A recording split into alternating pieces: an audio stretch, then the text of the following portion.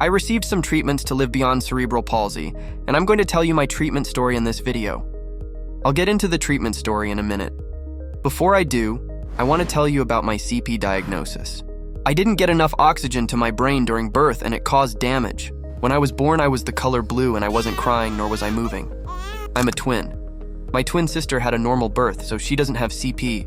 She was breathing after birth while I was being worked on, trying to be saved. I was revived, but I had 2 grand mal seizures 2 days after birth. They decided to transfer me to a more sophisticated hospital where I could be monitored better. I spent my first 2 weeks in that hospital.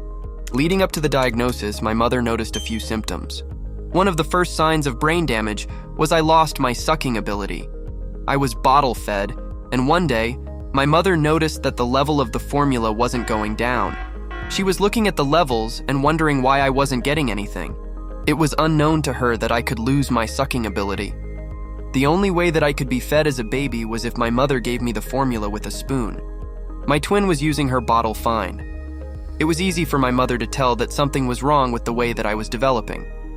She had another baby the same age as me to compare both of our development progression. Another issue that I had that led up to the diagnosis of CP was I couldn't roll when the time came. My twin began rolling at an appropriate age. My mother told me that I just laid there.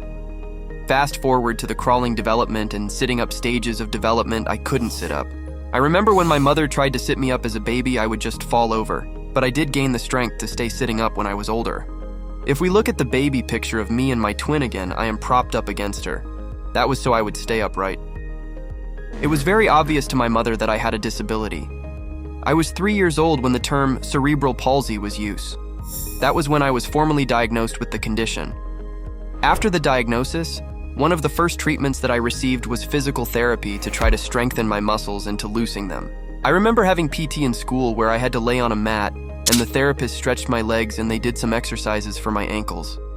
I also had a walker that I used when I was a little boy. The walker was to get me up on my feet to get my lower body working. My mother used to take me to the local community college where they had a running track. She put me in the walker and we walked around the track. So my family worked with me in addition to the therapy that I was getting in school. I remember getting into the walker and the feeling when I was able to walk on my feet and I experienced the freedom, so I didn't mind putting the work in as a kid. When I was doing therapy in school, it was more stretching rather than actually walking in a walker. They did get me up on my feet, but not as much as my family did. They wanted to work more on loosening my muscles and trunk support. But I liked PT more when I got walking in the walker. I had PT throughout my childhood and some of my teen years. I don't feel like I benefited a lot from this treatment, but I don't want to say that there were absolutely no benefit from having PT. However, I noticed a lot more benefits when I started to lift weights and did my own work with weights. I will tell you a couple stories about how I benefited from doing my own exercises after I discuss the next treatment I got.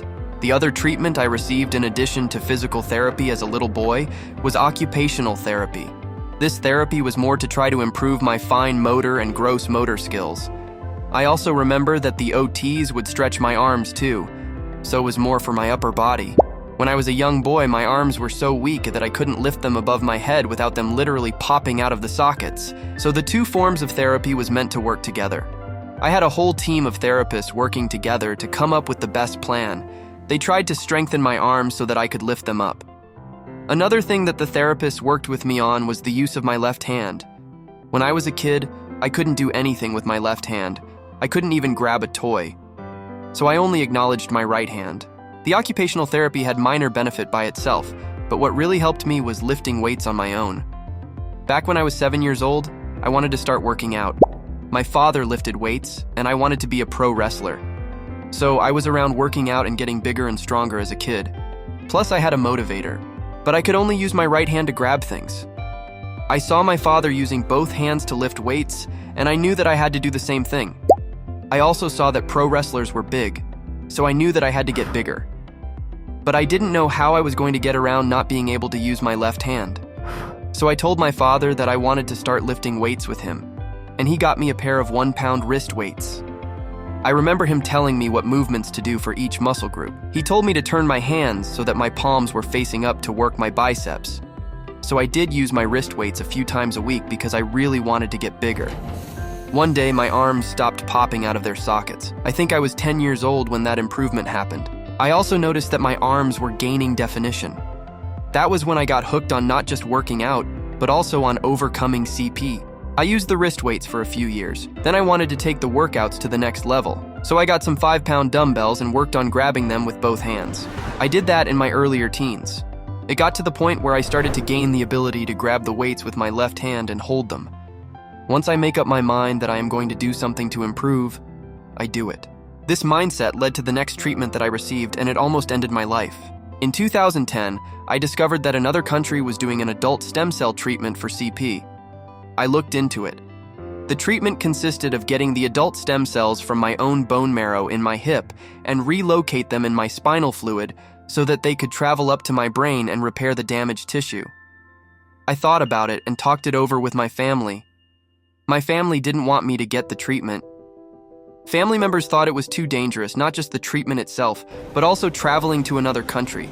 But I really felt like I needed to do whatever it took to improve. The main thing that I wanted to improve was my speech so that others could understand what I say to them. So I made up my mind that I was going to get the stem cell treatment. So I made the arrangements and traveled to the country to get the treatment.